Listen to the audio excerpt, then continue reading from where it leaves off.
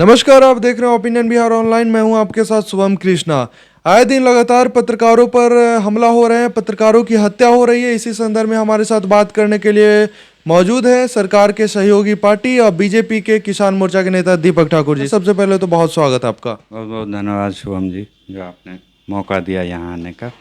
Sir ये बताइए, लगातार पत्रकारों पर हमला हो रहे हैं, पत्रकार की हत्या हो रही है और प्रशासन जो है सिर्फ खाना पूर्ति करने पे लगी हुई है। अभी हम बेनीपट्टी भी गए हुए थे, जहां पे आरटीआई एक्टिविस्ट और एक डिजिटल प्लेटफॉर्म के पत्रकार अविनाश झा की हत्या हो गई है और प्रशासन वहां पे बहुत ही ढीले रवैये से काम करे। इस पे क्या कहना चाहेंगे?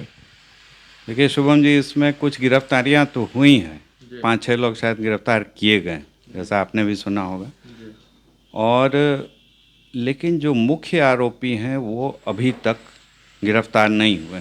यह दुखद है, क्योंकि अगर आवाज़ उठाता है, समाज में हो रही ये जो व्याप्त हो गई हैं आजकल गड़बड़ियाँ इस तरह की, जहाँ के लोगों के जान से खेला जा रहा है।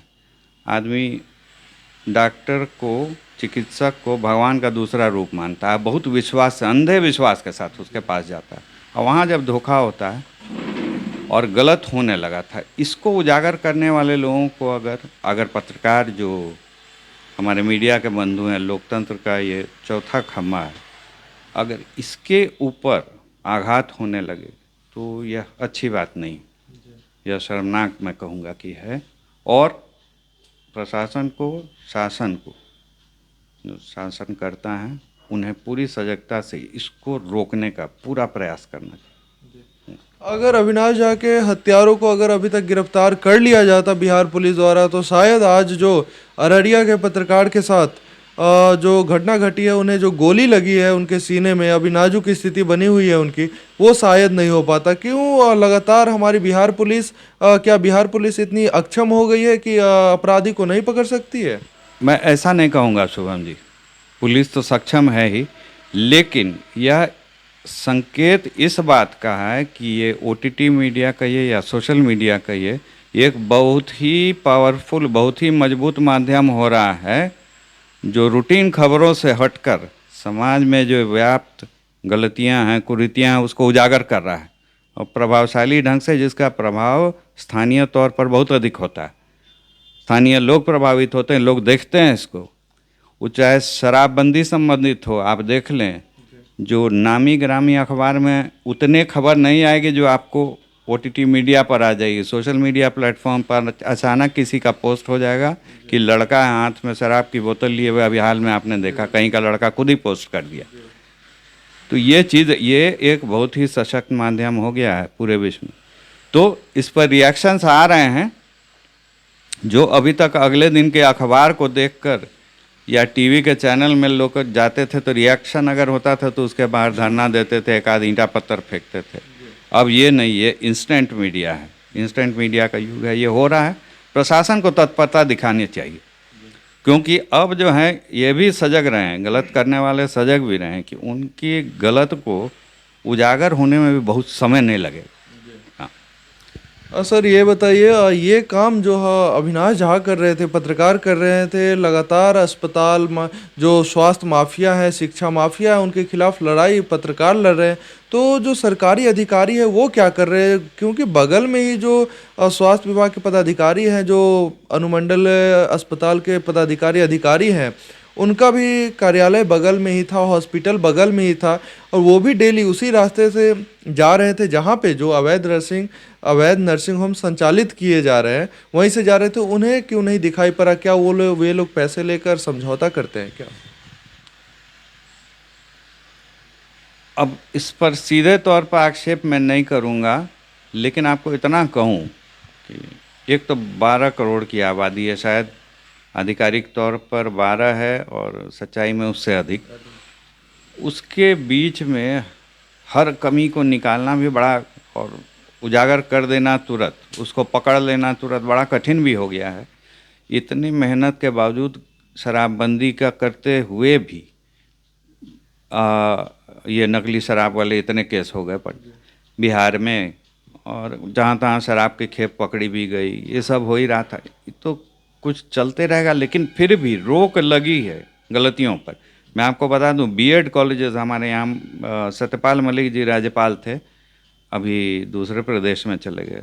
तो उन्होंने कहा कि दीपक जी जान बचाना, मजाक मजाक में उन्होंने कहा, वो तो बड़े ही अंदर के बड़े ही बुलंद व्यक्ति थे और जो ठान लेते थे वो करते ही थे। उन्होंने कहा जान बचाना भाई, बीएड माफिया सबके पीछे पड़ गया हूँ, ये गलती रोकूंगा ही, अब भले मुझे जान देनी पड़ जाए। और ये लोग मजबूत हैं तो जो माफिया है वो कहीं तो उसका तंत्र मजबूत हो जाता है। बिहार जैसे जापान में कहा जाता है कि जो टोबैको माफिया है वो सरकार पलट देता है, तो ये पूरे विश्व में चलता है इस तरह की क्या चीज़। आपको लगता है बिहार में भी माफिया सरकार पर हावी होने जा रही है? सरकार पर हावी नहीं हो सकती। यह प्रदेश ऐसा है कि बड़े बड़े को हटा देता है, किसी को हावी नहीं होता। यह देश तो अंग्रेज को हटवा, ये प्रदेश हमारा बिहार जो है तो अंग्रेज को वापस भेजने की शुरुआत यहाँ से हुई थी। श्रीमती गांधी का राज जो था यहीं पर से जेपी यहीं के थे और यहीं से आंदोलन किए तो वो बदला था। तो बिहार में कोई माफिया हावी नहीं हो सकता। अच्छा ये बताइए, नीतीश कुमार जी से जब भी सवाल पूछा जाता है तो वो लगातार यही कहते हैं कि भैया आप पिछले 15 साल पहले के बिहार को देखिए। हमेशा ये क्यों कहा जा रहा है भैया, 15 साल से आप भी मुख्यमंत्री हैं, आप बीजेपी जेडीयू भी सरकार में है, वो अपना काम गिनाने के बजाय लालू जी के कार्यकाल या फिर पहले के याद दिलाने से क्या फायदा होने जा रहा है? हाँ, अब मेरा भी मानना है कि उतनी पुरानी चीज़ को आप याद न दिलाएं, लेकिन बिहार बहुत बुरे समय से गुजरा था और डर होता है। जिसने उस समय को देखा है उसको डर जरूर आएगा कि क्या वो खौफनाक समा रहता था जब शाम 6 बजे लोग 7 बजे से रिसेप्शन का समय होता था, 6 ही बजे जा कर के पैसा का पैकेट थमा करके चले आते थे और जब खाने को कहा जाता था तो कहते थे कि आज मेरा उपवास है। तो आज कम से कम वो स्थिति नहीं है और कहीं विकास के आपको विकास होता दिख भी रहा है, लेकिन उसमें जोर देने की ज़रूरत है। बिहार की हालत एक हाथी की जगह तरह हो गई है जो बैठ जाता है, तो उसको उठाने में समय लगता है, बहुत ताकत पूरी लगा देनी है। शिक्षा और कृषि इसकी पूंजी है, ये दो को अगर ठीक से किया जाए तो बिहार फिर आगे जा सकता है। सर ये बताइए, सिर्फ पुल बनाने और पानी पहुंचाने और बिजली पहुंचाने को ही विकास तो नहीं कहा जाता है ना। स्वास्थ्य व्यवस्था, शिक्षा व्यवस्था और यहाँ पे बालू माफिया, शराब माफिया लगातार हावी होते जा रहे हैं। ये सब कब खत्म होंगे बिहार से, और शिक्षा और स्वास्थ्य व्यवस्था हमारा बढ़िया कब होगा? देखिए, शराबबंदी के चलते कम से कम शाम में जो हम लोग और सम्रान घरों के लोग जल्दी आ जाना चाहते थे या कोचिंग वोचिंग से लौटती लड़कियां, उनके परिवार वाले डरते थे, वो चीज़ बंद हो गई कि वो खाने के लारी चाउमीन बिकते रहता था, उसके बगल में लड़के नीचे गिलास रख के पीते थे। तो आपने भी देखा है, जो यहाँ हमारे साथ हैं सब लोग जान रहे हैं, वो समा बंद हो गया है। और उसके बाद मोटरसाइकिल बहुत तेज़ी से हुल करते हुए 10 लड़के निकलते थे, तो वो समा बड़ा डराने वाला होता था। वो चीज़ें अब बंद हो गई। छिप के पी रहे हैं, पकड़ाते हैं, लेकिन नहीं पिए सो अच्छा है। हाँ, नहीं तो कुछ बुरा ही होगा, कोई अच्छा तो होगा नहीं उनके साथ जब पकड़े जाएंगे। ये बताइए, आप किसान मोर्चा के भी नेता हैं, तो अंतिम सवाल हम उसी संबंधित लेना चाहेंगे। और जब मोदी जी इतना अच्छा ही कृषि कानून लेकर आए थे तो फिर वापस क्यों लेना पड़ गया उन्हें? देखिए शुभम जी, आज भी मेरा मानना, पहले भी मैंने कहा था, ये कृषि कानून जो थे बहुत ही हितकर थे। सर तो इसका मतलब किसान भाई गलत है? मैं गलत भी नहीं कहना चाहूँगा, शायद कहीं समझाने में कमी हो गई इनकी तरफ से। जो हमारे शासक दल के लोग थे, बात को अपनी ढंग से नहीं रख पाए, या रखे तो या उनकी बात को ढंग से नहीं समझ पाए।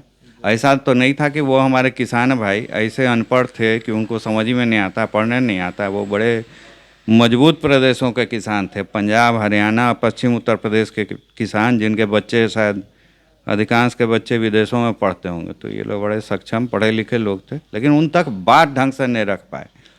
बिहार यूपी के किसान, पूर्वी उत्तर प्रदेश के किसान को फुर्सत ही नहीं थी सब आंदोलन करने के लिए। वो तो अपने खेत और धान से गेहूँ और गेहूँ से धान के अपने इसमें फंसा हुआ था, तो उसके पास नहीं फुर्सत थी।